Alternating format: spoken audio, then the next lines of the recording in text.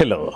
Leo ni siku ya pili tangu kuanza kwa mkutano wa wakurugenzi wa bodi za kampuni ambazo serikali ina umiliki wa hisa chache, mkutano ambao unaratibiwa na ofisi ya msajili wa hazina. Nimepata bahati ya kukutana na moja ya washiriki ambaye ni mwakilishi wa afisa mtendaji mkuu wa kampuni ya TLL Printing and Packaging Limited. Huyu si mwingine bali ni CPA Nampombe Chambi. Karibu sana. Asante sana.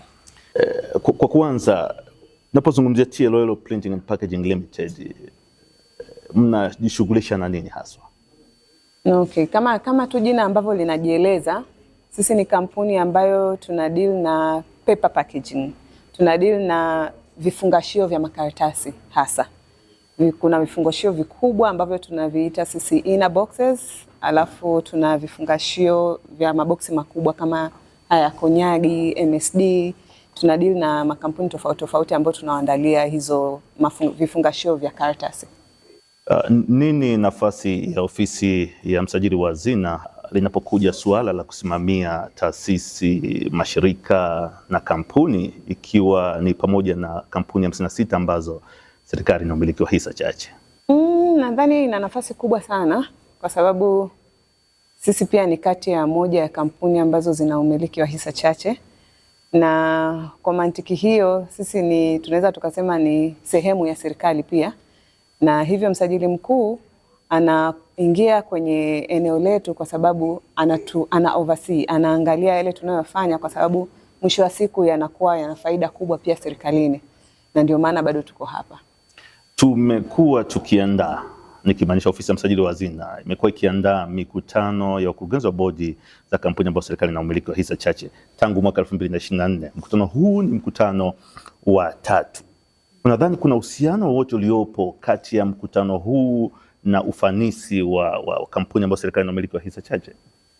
Ndio, kwa hakika kabisa, na bahati nzuri nimebahatika kuattend hii mara ya pili, kufika katika vikao vya namna hii, na vikao hivi vinakuwa vina umuhimu sana kwa kampuni kama za kwetu ambazo zina hisa chache.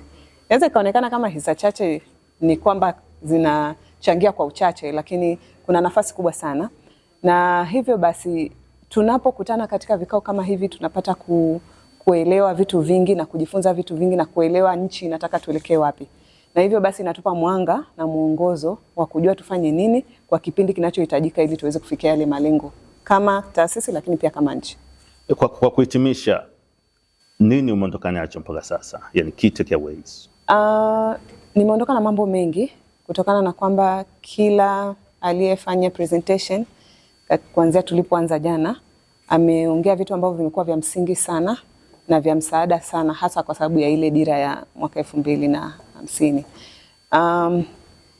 Ninaweza nikasema kila presenter amekuwa na nafasi kubwa kwa eneo lake.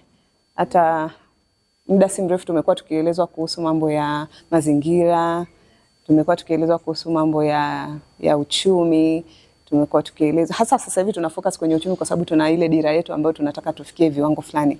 Lakini mimi kwa upande wa Ambassador Makoba nilipenda sana presentation yake, japo sikupata chance ya kuuliza maswali kwa sababu ya muda, lakini nilipenda kitu alichoeleza kuhusiana na kwamba tunapofanya hii foresight ya miaka ya mbele tunawezaje tukadhibiti hizi changamoto ambazo tunazipata kama zinazoendelea sasa hivi Iran kwa habari ya mafuta na gesi, ambavyo ni moja kwa moja tunaweza tukasema vinamwaffect Mtanzania mmoja, hasa wale wanaotumia vyombo vya usafiri. Na hivyo basi mimi nilitaka kushauri, lakini pia kama itapendeza mheshimiwa akijaribu kutengeneza kitengo ambacho kitakuwa maalum kwa ajili ya kuangalia changamoto kama hizi tunazozipitia, za kwamba tayari tunajua haya mambo yataendelea, yalikuwepo kabla, yapo sasa, huenda yakatokea tena baadaye. Je, katika changamoto kama hizi tunajiandaa vipi sisi kama Watanzania ili yanapotokea tuweze kuwa tumejizatiti, yasitudhuru kama vile ni kitu cha ghafla? Je, tunafanyaje? Huenda ni vyema tukaandaa kitengo maalum kwa ajili ya kuyaangalia mambo kama haya na kujaribu kuwaza yale yanaweza kutokea na kuyadhibiti kabla hayajatokea. Shukrani. Naam, asante sana. Tumefikia tamati ya mahojiano na CPA Nampombe Chambi, mwakilishi wa kampuni ya TLL Printing and Packaging Limited ambaye ni mwakilishi wa afisa mtendaji mkuu. Na kushukuru sana. Asante sana.